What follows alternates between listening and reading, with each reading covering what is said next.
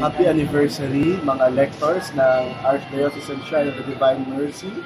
At patuloy niyo nawang ipahayag, isabuhay, at ipanalangin ang salita ng Diyos. Happy anniversary. Have a blessed night, dear lectors and commentators, as you celebrate your 30 years as ministers of this Divine Mercy Shrine. So every time you read the Word of God, we pray with it. And as you solemnly prepare for your ministry, we are led also to prayerful disposition. So your contribution to the liturgy is very much appreciated. Continue being a blessing to the church as readers of the Word of God.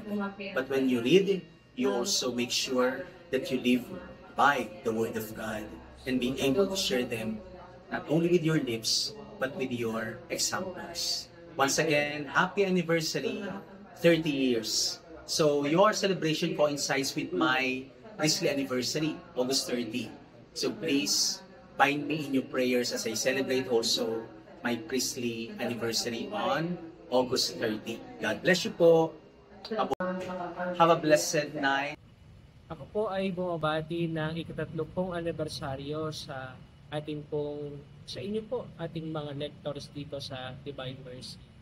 Naalala ko po na nagsisimula ako dito, I was really impressed doon sa inyo, sa inyong pagbabasa. Sabi ko, wow. Sabi ko, naiintindihan kong mabuti yung bawat salita na inyong binibigkas. Ito po yung pagpatuloy ninyo at ngayon pong taon natin pong alalahanin parating dalawang bagay. Pagpapasalamat at pag-asa. Pag-asa po ay ating pong pangahawakan sa gitna po ng ating mga paghihina, lalo na po sa paglilingkod. Hindi po maiwasan na minsan dahil po siguro sa mga iba't ibang pangyayari, tayo nawawala ng pag-asa. Pero parati po nating alalahanin si Jesus. Siya po ang uwaran natin sapagkat sa gitna ng kanyang pinagdaanan, hindi po siya nawala ng pag-asa at patuloy na sumunod sa kalooban ng Ama.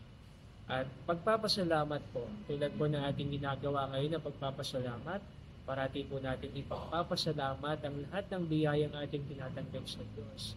Yung biyaya po makapaglingkod ay isang dapat nang ipagpasalamat sa ating Panginoon. Tayo nakakabasa ng maayos. Isang bagay na pagpapasalamat na rin natin. Kaya po tandaan natin parati, ngayon po nagliliwang tayo ng 30 anibersaryo natin bilang mga lingkod ng simbahan dito sa dambana po ng ating mahal na patron, ang Diyos na mabathalang awa. Parati po nating alalahaning magpasalamat at huwag mawala ng pag-asa sa gitna ng ating pinagdaraanan. Muli po, God bless you. Happy 30th anniversary po sa ating pong ministries of the Ministry of the Word, sa ating pong lectors and commentators. Patuloy po kayong maging inspirasyon ng komunidad sa pagpapahayag po ng mabuting balita, hindi lamang po sa misa, kundi sa inyo pong sariling mga buhay at pamayanan. Muli po, happy anniversary po sa inyo. Magandang araw po sa inyong lahat. Father Alduin po, mga kapatid, na kasapi po ng Ministry of Lectors and Commentators ng Archdiocesan Shrine of Divine Mercy, nais ko pong bumati ng Happy 30th Anniversary. Gusto ko lang po kayong tanungin, pagka tapos na po yung readings, ano po yung lagi nyo sinasabi sa aming mga tao? Di ba po sinasabi nyo, ang salita ng Diyos. Sana maalala nyo po na ang lumalabas sa labi nyo tuwing nagpapahayag kayo sa lectern, ang lumalabas sa labi nyo, ang salita ng Diyos. Kaya kung may simple message man po ako sa inyo, bantayan ang lumalabas sa labi ninyo. Kasi ang lumalabas dyan dapat lang, salita lang ng Diyos. Hindi chismis, hindi pang iintriga, hindi pang babatikos. Ang dapat lumalabas lang sa labi natin, ang salita ng Diyos. At sabay-sabay nating sasabihin, salamat sa Diyos. So muli, happy 30th anniversary po. See you! Happy 30th anniversary po sa mga lectors, commentators group dito sa Archdiocesan Shrine of the Divine Mercy. Ang message ko lang po sa inyo is like what is the bishop telling us, the deacons, kasi kayo nagpo-proclaim kayo ng Word of God, is read, believe what you read and practice what you read. So it is really important na hindi lang tayo basa-basa, but also we understand what we are reading and of course we practice it. So maraming salamat po, ay naging parte din ako ng lectors, commentators group dito sa Divine celebration na ito. So happy anniversary again and God bless you more sa inyong paglilingkod po. Ko sa lectors and commentators ng Divine Mercy Shrine ay bukod sa sila ay sobrang organized, napakahusay sa organization, napakahusay sa mga pagdalo, sa mga meetings and all, at saka syempre, marami na akong naging kaibigan ng mga lectors and commentators ng Divine Mercy, at bukod din sa napakamagaganda at mga pogi, pangmalakasan talaga yung mga lectors and commentators natin, yung kanilang hindi nawawala sa kanilang puso yung pasasalamat sa Diyos, very grateful ang kanilang puso, sapagkat dito ko lang sa community ito nakita yung taunang pagdiriwang ng anibersaryo ng kanilang ministry. At ito'y salamin ng tunay na pagiging mapagpasalamat ng mga lingkod, dahil alam natin sa kalooban natin na ang paglilingkod ay hindi atin. Tayo ay mga instrumento lang ng Diyos para ipalaganap yung kanyang salita, di ba?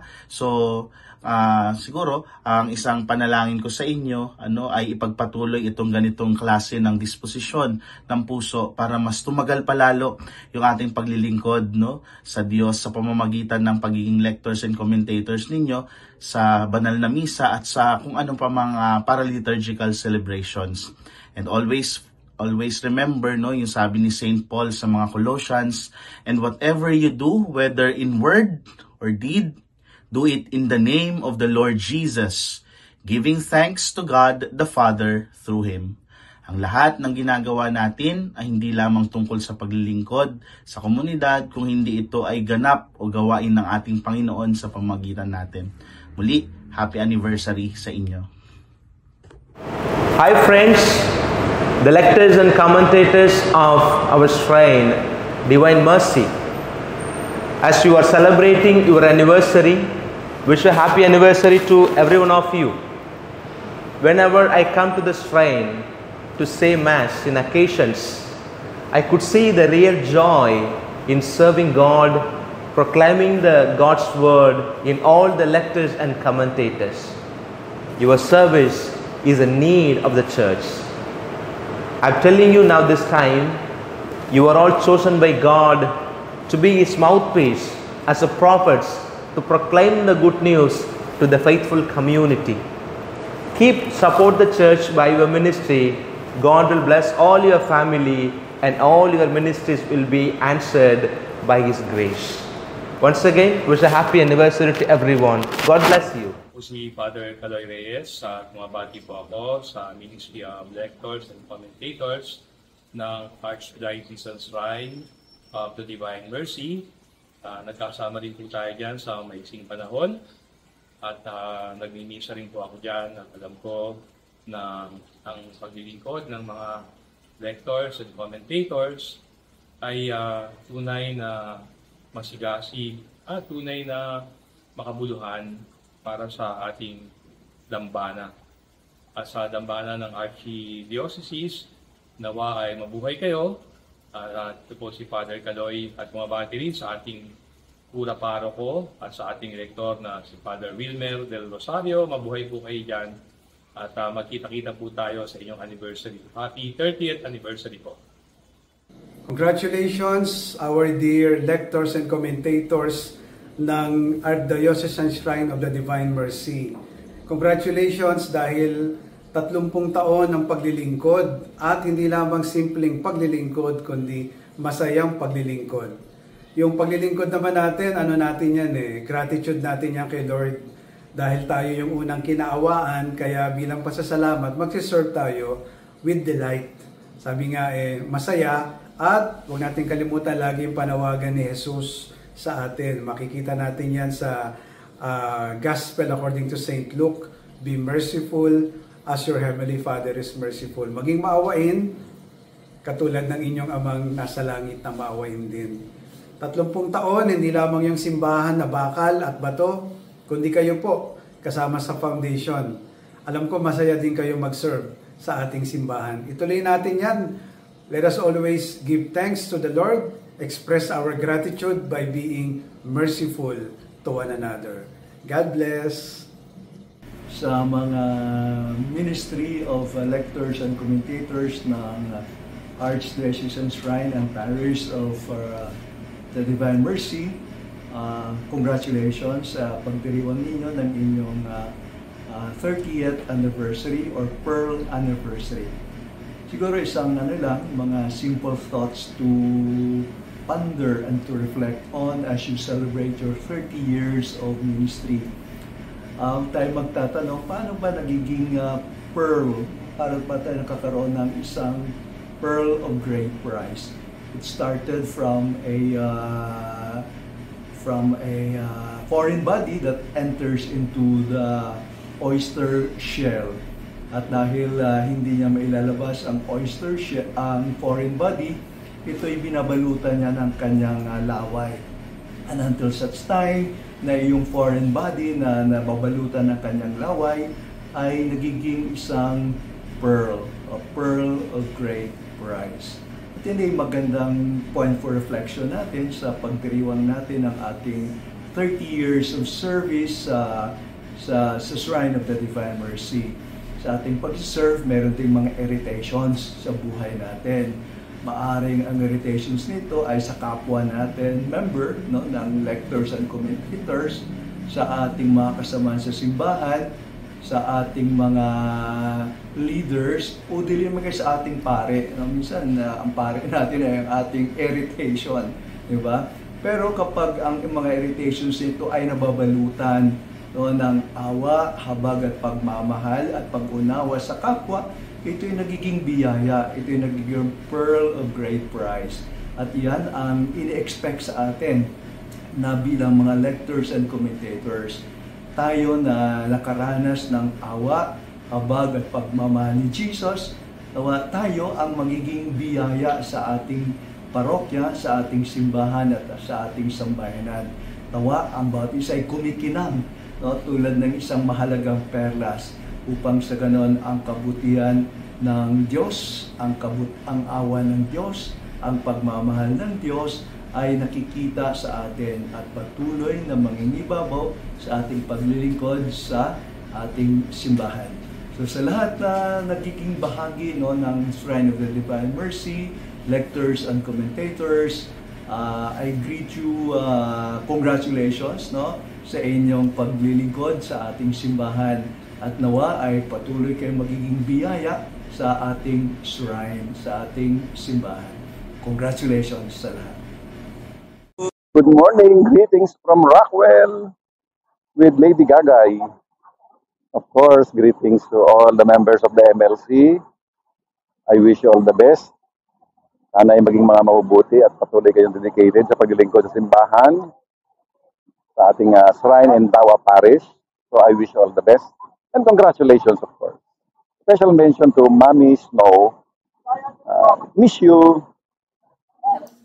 Minamahal ko mga lectors at commentators ng Divine Mercy Shrine sa Mandaluyong. Binabati ko kayong lahat sa inyong anibersaryong ika-30 taon. Maraming salamat sa inyong paglilingkod sa ating simbahan. At sa paglilingkod sa simbahan, naglilingkod din kayo sa ating Panginoon. Kaya pagbutihin pa ninyo ang inyong paglilingkod sa pamamagitan ng magandang pagbasa, pagdilay-nilay sa inyong babasahin, upang sa pagbasa ninyo talagang nakikita ng mga tao na nauunawaan ninyo ang inyong binabasa. At higit sa lahat, sana hindi lang basa kundi isabuhay ninyo kung ano man ang mga lesson doon sa inyong binabasa. Kaya muli, binabati ko kayong lahat mabuhay kayo at pagpalain kayo ng Panginoon sa ngalan ng Ama at ng Anak at ng Espiritu Santo. Amen.